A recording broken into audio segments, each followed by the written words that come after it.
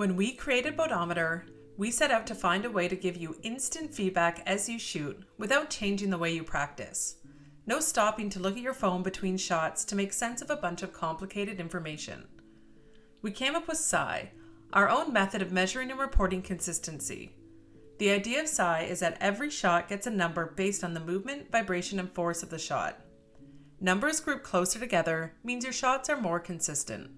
You can learn more about psi in earlier videos in this series. The main question is, how can psi help me? Instead of thinking of psi as an instant way to help you, think of it more as a way to know how your practice is changing over time. Here are several ways to use psi. One way to use psi is to look at your psi spread. If you use the app, your psi spread is stored for each session. This number reflects your highest psi minus your lowest psi. A smaller psi spread means a more consistent practice session. If you use the app, you'll be able to see your spread over time, which hopefully is moving in the right direction, getting smaller.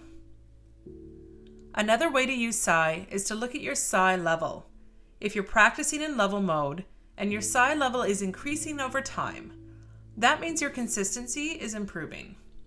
If you drop down to a lower psi level, it means you're being less consistent now than you were before.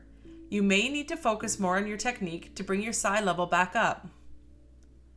Experiment with your shot and see how form changes or setup changes impact your psi numbers. It can help you make purchasing decisions. You may notice some trends in your own psi numbers, like weaker shots have lower shot psi and stronger shots have higher psi.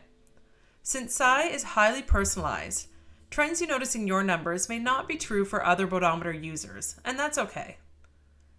Use psi to have confidence in your equipment. You get to know what your psi numbers are, and you can use it during tournament warm-ups or before you head out on a hunt to know your bow is working as expected. If something happens to your equipment, you'll be able to see it in your numbers.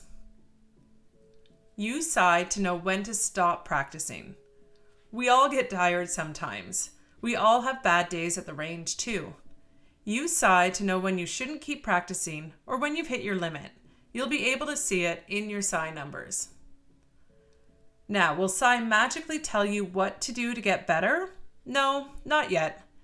If you keep using the app, you can see your history over time, and you'll be able to see your practice paying off. For the tech-savvy folks, our BOWdometer Open platform gives you full access to live sensor data and our BOWdometer tools, so you can create your own views of the data and share it with others if you want. Comment here and tell us how you use psi on your BOWdometer. There's no wrong answer.